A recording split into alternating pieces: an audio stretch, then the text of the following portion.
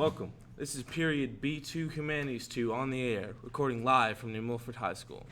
We're doing a special called This I Believe, the personal philosophies of remarkable men and women. Our first guest today is James Curley with his This I Believe story titled Jumping the Hurdle. Go ahead, James. I believe time is a concept. It is clear that it is always going forward, and does not deviate from that. In life, we all run a track that is filled with hurdles. These hurdles are arbitrary and incessant challenges. The time spent running track and field in high school was more a mental exercise than physical. The forces exerted to push my body were a mode of channeling my thoughts. I've found that the best ideas of life are those that are simple. And as I jumped the low hurdle, I saw a task, a simple challenge fly under my feet, untying a knot or looking for a lost possession. Each hurdle that increased in altitude ran directly parallel with its analogous life challenge. By the time it was a large hurdle, I was jumping a prodigious challenge, graduating or solving a life crisis. With more height, the sensation of success was even more. What purpose does this serve in our lives? Why do we strive to jump over these feats? Perhaps we see the future. Perhaps it is to learn. But what is certain is that each hurdle is not jumped twice. The knowledge gained from what we learned is the muscle built from jumping. To ponder if there is a time with seldom hurdles drives one to run faster. I believe that time is linear. I believe that life is a struggle. Yet with the constancy of challenges, it is our duty to look beyond them and to learn from them. A challenge in life is a hurdle that is not jumped twice. This I believe. All right, and for our next reader, we have Emily Stirk. Emily, thank you very much for being here today. She will be reading a piece entitled, Talent Will Fail You. I believe in the power of hard work and dedication. The most misunderstood concept for those who are trying to succeed, who have dreams, or who simply want to do things, is the separation of talent and skill. Talent, a natural gift, is cut and dry. You are either born with it or you aren't. Skill, however, is a gift that an individual earns for himself and is developed only after hours and hours of practice or study. If you don't devote yourself solely to these practices, then your talent will fail you. I've never viewed myself as particularly talented. I have gotten where I am by hard work and that bitter trait called perfectionism. Throughout the past year, I have suffered from some of the worst criticism of my life. As the captain of the color guard team, I heard petty comments from team members and parents alike. For instance, statements such as, "She really doesn't deserve to be a featured soloist," or "She isn't as good as she thinks she is," freely floated between discussions. These comments stirring around rehearsal made me laugh because they were the thoughts that I was thinking myself. "I'm not good enough," I would constantly tell myself. I got through the long hours of rehearsal where I felt as if people were watching me merely to see if I would fail, due to the amount of skill that I had developed throughout my prior experiences at guard. What saved me was not a natural talent, because there was nothing natural about my success with this sport. I was saved by every extra minute that I grabbed in a gym working on tosses, asking for extra help, and devoting myself to becoming skilled, not talented. Thank you very much, Emily. That was what a moving essay we have there. And we're back with a very good close personal friend of mine, Mr. Aaron Kowalski. Happy to be here, Gabe. Oh, thank you. And he's telling his This I Believe story about turtles. Go ahead. This I believe, that life is like a majestic turtle, for we try to protect ourselves of times of crisis and of times of pain. We cower underneath our thick shells, and even when we slowly crawl out, we are still weighed down by them. The pride of our nation carried upon our backsides, always with us as our slow and tired feet carry us forward. Slowly, step by step. Our progression barely rivals the speed of one, and our dreams resemble a crushed one on the side of the busy road. Turtles, slow but strong. Turtles, slow but strong.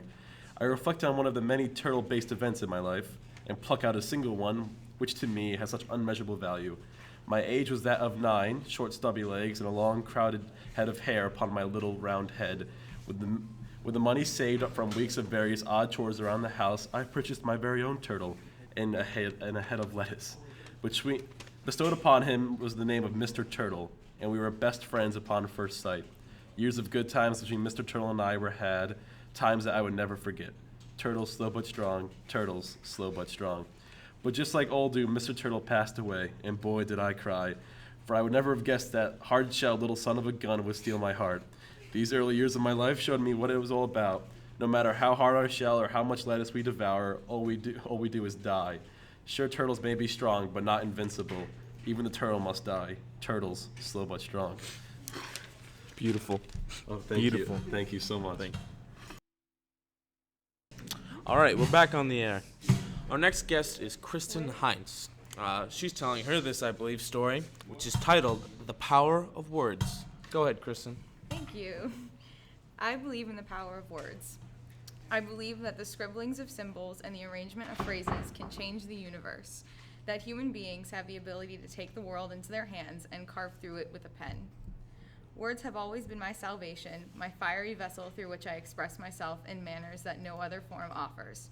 They are confidants in the days of my suffering, the doors leading to fantasyland escapes from monotony, the blankets wrapping themselves around me and pulling me into their world.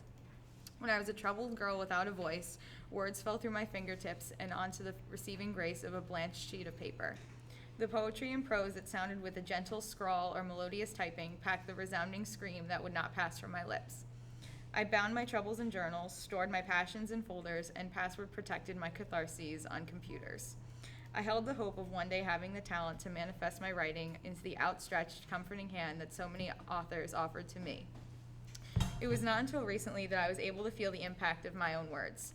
It was not until March of 2013 that I was able to present my writing to a receptive and equally inspirational crowd that responded to my work.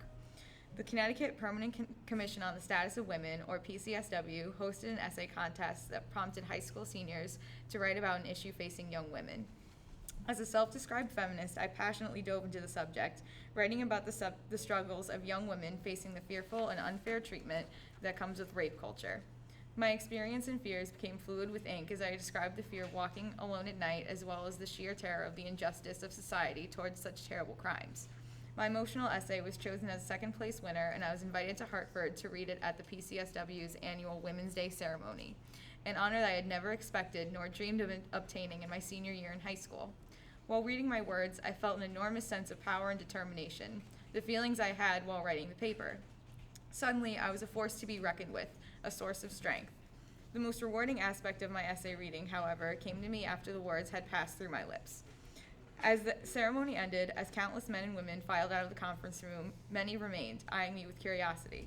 Strangers grasped at my arms, pulling me aside and thanking me for writing about their experiences. Survivors of rape, some who had not been able to voice their hardships before, expressed their gratitude and appreciation of my meager 500-word document. An overwhelming feeling washed over me in that moment, the understanding that my words held significance to my audience. It was more than I had ever hoped for in that experience, and it is one that I will remember for the rest of my life. I am far from reaching the ultimate goal that lingers within me, but an excitement fills my soul at the prospect of learning my craft further and becoming a better writer, and through that, a better human being. To the words, both those that have been read by me and those that have been expressed through me, I am grateful. Touching. Thank you, Kristen.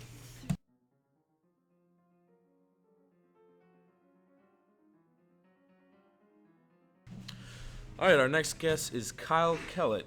He's telling his This I Believe story titled The Right to Believe Freely. Go ahead, Kyle. Thanks, Gabe. I believe everyone has the right to believe what they wish, whatever that may be. It may be some profound religious belief in some higher being, or belief in oneself, or simply the belief that the sun will come up in the morning. It doesn't matter what that belief may be. What matters is that there is someone alive who wishes it to be so. No one belief is wrong. Who's to tell me that one day I won't travel the world, or even travel the vast expanse of space? If I believe in myself enough, anything is possible. No one person has the right to destroy your beliefs and bring you down. If you think you can do it, you can. Simply ignore all the naysayers out there. They just haven't found a belief to call their own. Even though they may be hurtful and try to make you feel like a fool for believing in whatever it is you may believe in, it is they who are the fools. The best thing to do is simply turn the other cheek and walk away. Of course, if you're in a humanitarian sort of mood, you can help them to find what it is they truly believe in. Or maybe they will let you be, at least for a little while. But here is where you must be careful. One thing I do not tolerate is people who try to thrust their beliefs onto you. They come in all shapes and sizes. They could be that overly devout religious lady from the house across the street, or even that obnoxious kid in the back corner of your class that always thinks he's right and won't take no for an answer. The bottom line is, no one has any right to tell you who you should become or what you should believe in. The world isn't how it is today because everyone with a different belief simply let themselves be run over by the beliefs of the masses. It is created by the dreamers, the ones who think they can make a difference and don't stop till they do. They said a man would never fly, yet the Wright brothers proved them wrong. 50 years later, they said a man would never walk on the moon, yet Neil Armstrong did it anyway. History is riddled with people who went along to the beat of their own drum, believing in themselves to do the impossible. Because nothing is impossible if you believe you can accomplish it. So go out and find your beliefs and never give them up, no matter what anyone says to you or threatens to do to you. Because you could be the next Wright brother or the next Neil Armstrong. You never know. You just have to ask yourself, do I believe I can do it? Thank you, Kyle.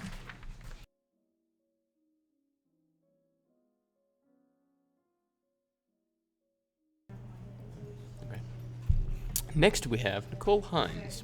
She will be reading a piece entitled Destiny. Nicole, thank you for being here today. And Thank you. Okay. I believe in destiny. I believe everybody living on this earth has been given a life for a purpose. From the moment you are born to the time that you die, you spend your life trying to fulfill your destiny. Some people grow up with the influence of their parents directing them to their purpose, while others have to find it by themselves. My purpose wasn't always so clear to me growing up. I struggled with my identity. But it wasn't just a decision of what to become that frightened me. It was a wonder and doubt of if I will truly be satisfied and fulfilled in myself with whichever pathway I choose. Nothing has ever rewarded me entirely until I entered the medical field. I believe this pathway came along when I underwent major surgery at the age of 10. Being as young as I was, I felt anxious and lost, and I had no idea what was wrong with my body and what these strangers were going to do to me to help make me better. I remember them talking to me while breaking down their extensive medical terminology and putting it in a way that I could understand at my age. They let me ask questions and made me feel comfortable about the position I was in at the time. I felt like I was truly being taken care of, which is why I'm so proud to be a part of this field. I love the feeling of being a part of a person's healing process. Every time I help a patient, their willing and gratitude towards my actions always makes me feel better. I am no longer frightened of what my future entails because I know I will become satisfied with whichever pathway I choose. Even though it's tough work and becomes stressful more times than not, I believe that having a career in the medical field is my destiny to achieve, and I believe I will work towards fulfilling it. Thank you very much, Nicole. That was beautiful.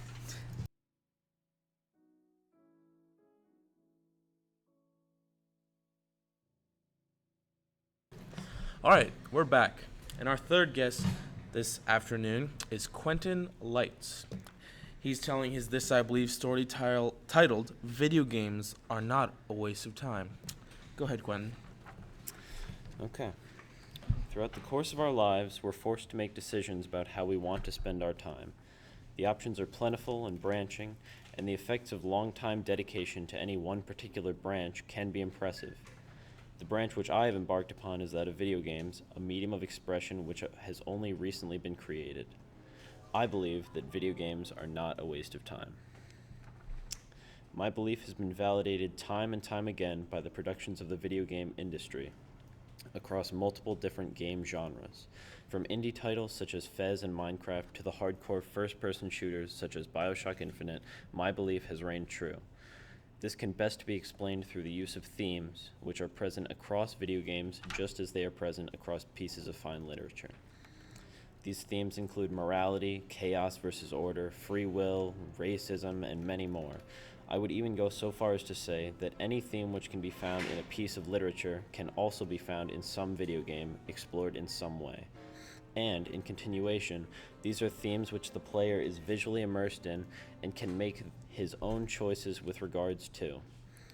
It is a mind-blowing form of immersion which surpasses that of literature, and it is why I think that video games deserve to be praised and to be thought more positively of. I can personally speak for the immersive nature of games. Oftentimes, outside stimuli are needed to exit the game world. Video games are the full package, a combination of the cinematic aspects of a movie with the thematic aspects of fine literature, wrapped up with a ribbon of player choice. The industry built upon these complex and intricate works deserves prosperity for the amazing job it has done so far and support so that it can continue to do more in the future. Video games are filled with worthwhile experience and ideas, and they are definitely not a waste of time. This I believe. Thank you, Quentin. Great job.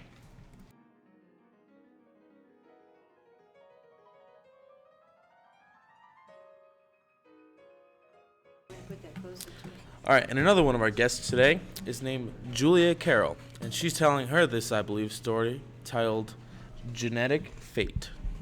Go ahead. I believe that each person's individual biology, their genetic makeup, will impact how much happiness versus how much sadness or anger they feel in their lives, and how they will choose to live out their lives. For example, I was born with a few traits that make me live differently and feel differently than other people would. I was born with bad eyesight, for example, therefore I must wear glasses. While most people take 20/20 vision for granted, I have to live without it. It's true that I could get corrective eye surgery and never wear glasses again. However, even the thought of this makes me woozy and nauseous, so I think I'll pass. Another more unusual genetic hindrance I have to deal with is Hashimoto's disease. Hashimoto's is when the thyroid gland is either hardly functional or not working at all, and in this case, it was the latter. This has caused some serious problems for me, which I have long wondered about. I often went through long periods of sadness and had extremely poor circulation, among other things. As I am medicated, I should get better. However, this does mean I have to take a pill every single day for the rest of my life in order to keep myself regulated, something most people do not have to do. In the end, these problems I inherited through biology caused me difficulty on occasion, thus making me sad or angry, but most of the time I live with it. Other people with the same problems may not do as I do, but it all depends on the person's personality in the end. Thank you so much.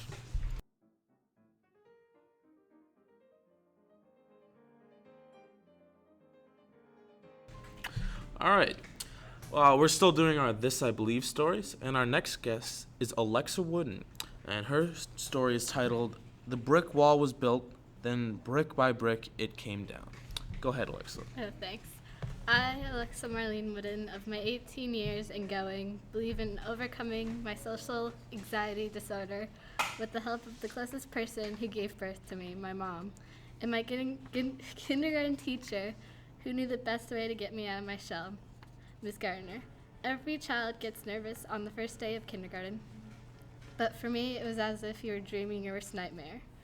I didn't even last a week in John Pettibone Elementary School for kindergarten before my mom took me out because she couldn't handle how upset I was, and she also knew, because of her mother's instinct, that something was wrong and not right, that I didn't want to go to school. At first, the school administrators didn't realize what was wrong. My mom told them that something was wrong. They said it was normal that a child would be nervous about going to a new place, such as school. My mom didn't believe them because whenever I thought of going to school, I became sick. When my mom didn't back down on bringing me back to school, the administrators realized this. When I wasn't going to school, both my parents and I went to different places, to doctors, psychologists, and other important people who may be able to understand what I was dealing with. But after going to many places, and my mom not giving up because she realized that she needed to help her child, eventually we found a doctor who diagnosed me with social anxiety disorder, also known as social phobia, which is when a person has excessive and unreasonable fear of being criticized, judged, or even watched by others. To help me further was a man named Dr. Glonka, who was able to bring me out further than any stranger has. A few times when seeing him, he would bring his daughter, who was also my age, to help me out from being afraid of others. The next year, I was able to join my peers once again in kindergarten, and even with my social anxiety disorder, even made friends with my peers. With the help of my teacher, Miss Gardner, who, like my mom, understood, brought me out of my shell, little by little, showing me that people around me who I truly am. This is the only beginning, and it wouldn't be the first nor the last obstacle I faced. By now, at the age of 18, I'm proud to say I overcome my social anxiety disorder every day, and I don't let it stop me. It slows me down, but never let it stop me from moving forward. I would have never become the person I am now without my mom, who's shown what a caring mom is for her child, and also a dedicated teacher, Miss Gardner, helping a child overcome her own fear. Amazing story. Thank you.